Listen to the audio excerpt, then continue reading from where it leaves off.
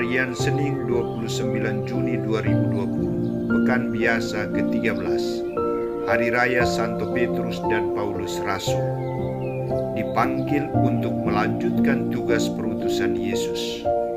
Bacaan pertama diambil dari Kisah Para Rasul, bab 12 ayat 1-11. Bacaan kedua dari surat Paulus yang kedua kepada Timotius, bab 4 ayat 6-8, dilanjutkan ayat 17-18, dan Injil dari Matius bab 16 ayat 13-19. Saudara-saudariku terkasih, mari mewartakan kabar sukacita dari Tuhan. Jati diri gereja mewartakan, Roh Kudus yang akan menentukan. Adalah sebuah syair lagu animasi yang mengandung makna panggilan dan tugas perutusan gereja, yakni mewartakan serta keterlibatan Allah dalam menentukan karya pewartaan itu. Roh Kuduslah yang akan menentukan. Saudara-saudariku terkasih, Santo Lukas dalam Kisah Para Rasul menunjukkan situasi pewartaan para rasul yang mendapat tantangan dari Raja Herodes. Rasul Yakobus akhirnya dibunuh dan Rasul Petrus ditahan di dalam penjara. Dalam situasi ini Roh Kudus mendorong jemaat untuk bertekun dalam doa kepada Bapa, sehingga Petrus dibebaskan secara ajaib oleh malaikat Tuhan. Sekarang tahulah aku benar-benar bahwa Tuhan telah menyuruh malaikatnya dan menyelamatkan daku dari tangan Herodes dan dari segala sesuatu yang diharapkan orang Yahudi.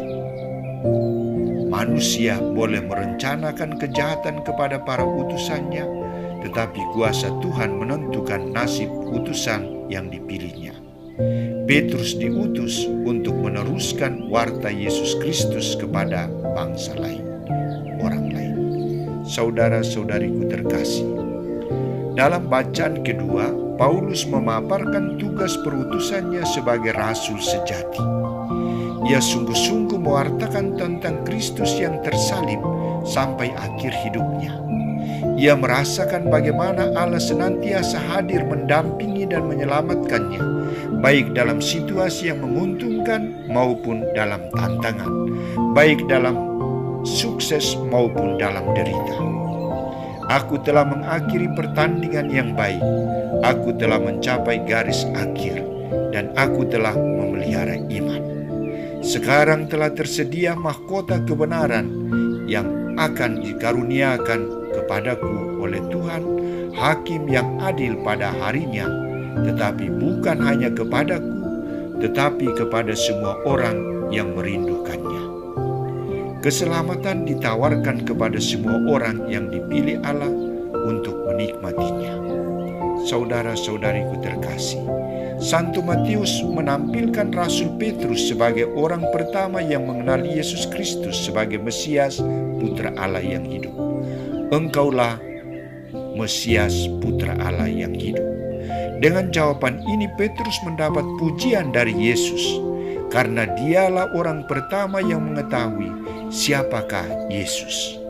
Konsekuensi dari jawaban Petrus adalah ia mendapat hadiah dari Yesus untuk menjadi landasan, fondasi batu pertama dari bangunan gereja yang akan didirikan oleh Yesus sendiri. Ia dipercaya untuk menerima kunci kerajaan surga. Artinya Petruslah yang membuka pintu kerajaan surga dan membawa orang yang percaya untuk berkomunikasi dan berjumpa dengan Allah dan Yesus Kristus. Di samping itu, Petrus juga mendapat kuasa lain dari Yesus, yakni kuasa untuk mengikat dan melepaskan. Artinya, tugas untuk menentukan kebahagiaan dan kesejahteraan gereja seutuhnya, baik di dunia ini maupun di akhirat. Umat beriman yang terkasih, hari ini gereja merayakan Hari Raya Santo Petrus dan Paulus Rasul. Keduanya telah menjadi misionaris dalam mewartakan dan meneruskan kabar sukacita Injil ke seluruh dunia. Mereka menjadi peletak dasar gereja dan misi gereja Kristus.